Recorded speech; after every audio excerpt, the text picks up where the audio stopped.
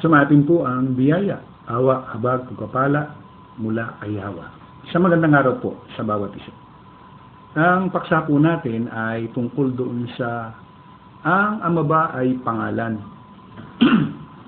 Kasi sa napakarami pong reliyon o paniniwala, pananampalataya, ginagawa nila na ang pangalan ng Diyos ay Ama.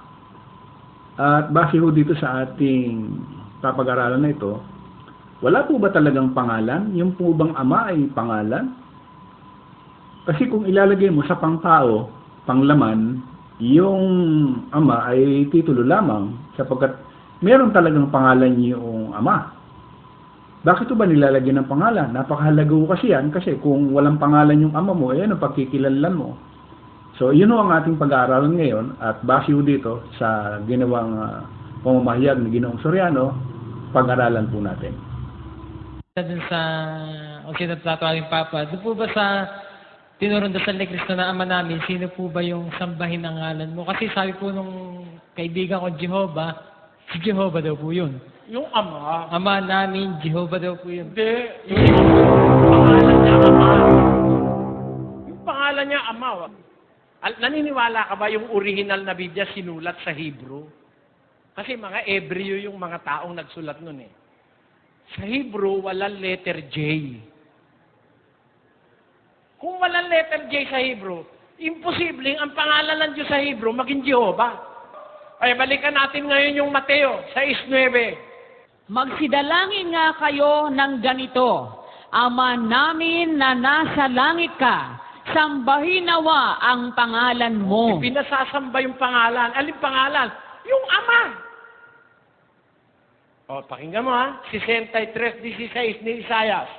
Sapagkat ikaw ay aming Ama, bagaman hindi kami kinilala ni Abraham, at hindi kami kilala ng Israel. Ikaw, O Panginoon, ay aming Ama, aming manunubos, na mula sa walang pasimula ay siya mong pangalan. Ano ang kanyang pangalan mula pa nung umpisang-umpisa?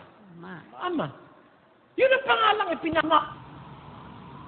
Ayon kay Ginoong Soriano, yun daw Ama ang pangalan. Pero batay dito sa The Scripture, 2009, pag binasa natin, ganito, maging basa niyan. Isaiah 63:16. For you are our father, through Abraham does not know us, and Israel does not recognize us. You, O YAHAWAH, are our father, our Redeemer. Your name is from the old. So dito lang, maliwanag na ang pangalan daw nung Ama ay YAHAWAH. Hindi ho Ama. Yung Ama may pangalan at ang pangalan ay YAHAWAH. Kaya dito makikita natin yung kanyang ginawang pangangaral na mali. Kasi ang liwanag niya na YAHAWAH are our Father. So may pangalan talaga ho yung Diyos. Hindi mo pwedeng sabihin na yung Ama ay pangalan sapagkat yung Ama, napakarami yung Ama. Hindi mo pwedeng sabihin na yung Ama ay pangalan sapagkat napakaraming Ama. Paano makikilala yung individual kung walang pangalan? Simple lang ho yun. Lahat ng tao may kanya-kanyang pangalan. Walang tao na walang pangalan. Kung yung tao nga may pangalan, miski nga ho yung hayop, nilalagay niya ng pangalan. Bakit yung Diyos hindi nalagyan ng pangalan ayon sa doktrina ni Ginoong Soriano? So ano ho yan? Maling doktrina ho yan. Kaya dapat makita natin ito. Yung sinasabi nga, ano ba yung pangalan? Sige ho. Tingnan natin kung ano ba yung ibig sabihin ng salitang pangalan. Batay po dito sa Wikipedia, sabi diyan, ang isang pangalan o ngalan, tinatawag din ng pansariling pangalan o buong pangalan, ay ang pangkat ng mga pangalan na kung saan nakikilala ang isang individual at maaaring sabihin bilang isang parilala na may pagkaunawa na kapag pinagsama, ito ay tumutukoy sa isang individual. Sa maraming kultura, kasing kahulugan, ang katawagang ito ay ito sa pangalan sa kapanganakan o pangalang legal ng isang individual, tinatawag na anthroponymy, ang akademikong pag-aaral ng pansariling pangalan. Halos pangkalahatan ang pagkakaroon ng pangalan ng isang tao.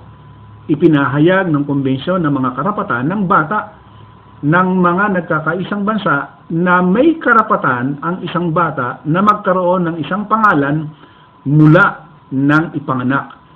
So, dapat maisip po natin na talagang ang Diyos may pangalan, sapagkat lahat nga individual na tao may kanya-kanyang pangalan. Bakit to nagkaganon? Sapagkat maraming tinatawag na mga Diyos. Alin doon? Kasi kung maraming tinatawag na Diyos, ano ang pangalan ng Diyos? So dito na maliwanag na dapat talagang may pangalan yung Diyos. Sapagkat napakaraming mga Diyos-Diyosan. Kung yung mga Katoliko nga, ang dami mga Diyos-Diyosan, may kanya-kanyang pangalan. Di lalo na yung lumikha. Dapat merong pangalan. Kaya yung Ama ay isang titulo lamang. Hindi yan yung pangalan ng Diyos. Place or thing. Kaya lang, further, sa grammar, hinahati nila yon sa dalawang uri. Common noun and proper noun. Pero noun pa rin. Common lang yung isa, proper yung isa. Sa Diyos, hindi mo pwedeng gamitin ng common noun eh. Bakit? Wala namang common na Diyos eh. Kaya sa Diyos, yung Ama, pangalan na yun. Naintindihan mo? Kasi hindi mo naman kailangan na lagyan siya ng pangalan dahil maraming Amang Diyos. Wala, hindi. Isa lang yung Ama sa langit lang eh. Isa lang. Kaya sapat na yung Ama ang tawag mo sa Kanya. Kaya nga manalangin kayo, Ama namin. Di tama na sabihin mo Ama, hindi na Jehova, Ama. O ngayon, sabi niya, hindi ka pangalan niya. Sige, tanggapin ko kako yun sa'yo. Ang tatay ko, may pangalan niya, Jose. Halimbawa, Jose, hindi pangalan tatay ko, Jose. Halimbawa lang, Jose. Ako ang tatawag sa tatay ko. Ako, anak. Tatawagin ko ba yung tatay ko? Jose, halika nga. Di ba, pag tinatawag mo tatay, halika nga. Di ba ganon? Pag tinawag mo yung tatay mo, Jose, halika nga. Pag hindi ka sinampal ng tatay mo, wala kang galang. Ba't mo gagamitin sa kanya yung pangalang Jose? Ang tatawag mo sa kanya, tatay. Pag anak ang tumatawag, ang itinatawag ng anak, yung kanyang tatay. Tama? Ano ba ibig sabihin ng common noun o pangalan?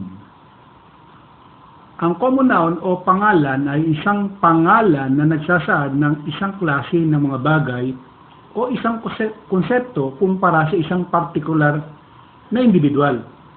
Yan ang pagkakaiba po nila, yung common noun at saka proper noun. Ano naman yung proper noun o pangalan?